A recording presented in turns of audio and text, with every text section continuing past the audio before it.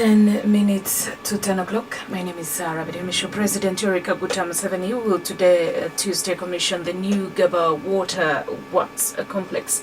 According to Samuel Apedelo, the National Water and Sewerage Corporation spokesperson, the waterworks complex is expected to supply more volumes of clean water to the residents of Kampala.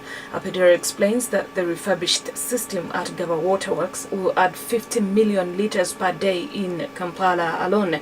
Currently, Kampala residents use 2.4 million millilitres daily, yet more people are coming to the city. Now, Apedelo says the more the residents, the more the water they will use. The water mouthpiece also says they are working on extending water to all other parts of the country. The much anticipated probe into the payment of oil cash bonuses to select government officials is due to start today. The investigations will be led by the Parliamentary Committee on Commissions, Statutory Authorities and State Enterprises, COSASE, and chaired by Bugweri County MP Abdu Katuntu. The committee was established by a resolution of Parliament calling for thorough investigations into the controversial payment of 6 billion shillings to individuals who were involved in a tax arbitration case between the government of Uganda and Heritage Oil. Up to 42 government officials shared the bonus as a token of appreciation for helping Uganda secure the $400 million, that is 1.4 trillion shillings in capital gains from Heritage Oil sale of its stock to Talo Oil.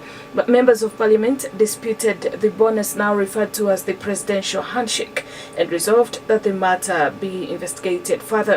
Abdu Katuntu, the COSASE chairperson, said the committee will summon the head of public service, John Mitala, after meeting the legislators. So, Mr. Kagoro, can you rearrange that one? We are beginning with the movers of the motion. It doesn't matter whether it spills over the following day, that is okay with us, together with the public service head of public, who should come immediate after. As the Makerere University headcount exercise enters day 2, students are doubtful on the outcome of the ongoing exercise that is undertaken by a visitation committee which was recently set up by President Agagwirrawo Museveni. Now, the committee headed by Dr. Ebo Rendere was set up to primarily investigate causes of recurrent strikes at the Ivory Tower. On Monday, the committee started a headcount exercise to establish the exact number of students at Makerere University and their status.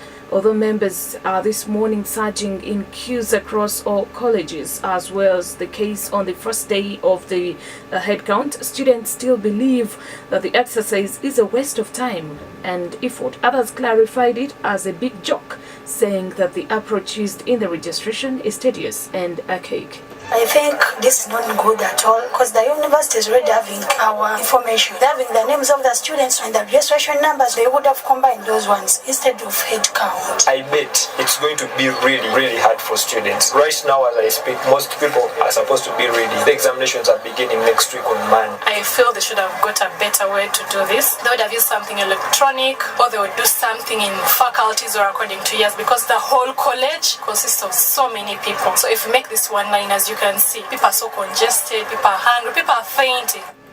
Now, Jacob Eyeru, a fourth-year student of mechanical engineering, said the headcount may not accommodate the part-time students. Where do you place the students that are not due for graduation, that ought to have finished last year, but because perhaps they have a retake or two, are they still students? By Makerere standards, yes. Will they come for this? You must be joking. I was in 4th year, and there were people that were coming from 2011, from 2009, and they were coming to be able to do a paper or two. Are they not students? But that student will not come for your headcount. Why? Because it is out of his interest. He does not see any progress in the idea of coming to establish himself as a student of Makerere University, because there is no necessity. I think the aim is noble, to establish the number, but I do not think that the model employed is in any way achievable.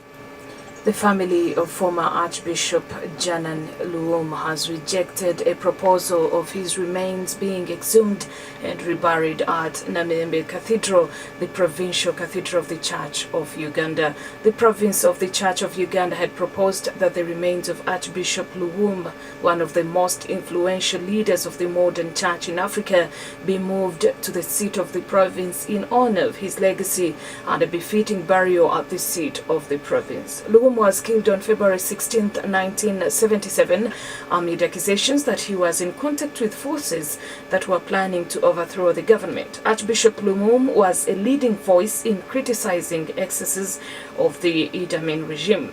Dr. Olaro Tuno, a member of the committee organizing the annual Jana Luwum Day celebrations, says the family rejected the proposal to exhume the remains, saying they will not allow any further disturbance.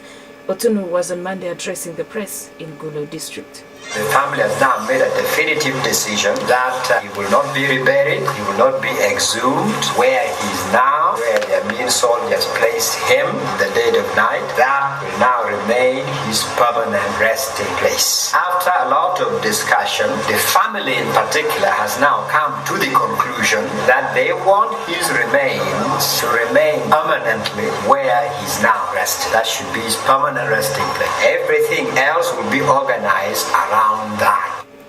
And also, the Supreme Court will rule later whether Parliament or ministers have the power to begin the Brexit process. The landmark judgment will decide how the EU's Article 50 exit clause is triggered. The government argues that ministers have the power, but opponents say they need Parliament's approval to start the 2 years of negotiations. If ministers lose the appeal, they will have to ask Parliament to vote on legislation which triggers Article 50. The outcome of the Supreme Court case, heard by all 11 justices over 4 days in December, will not overturn the referendum result but determine which course towards leaving the EU is lawful. Now, Prime Minister Theresa May has said she wants to invoke Article 50, formally notifying the rest of the EU of the UK's decision to leave by the end of March, setting in train negotiations over the terms of the UK's exit. A very good morning. That's all we could get for you.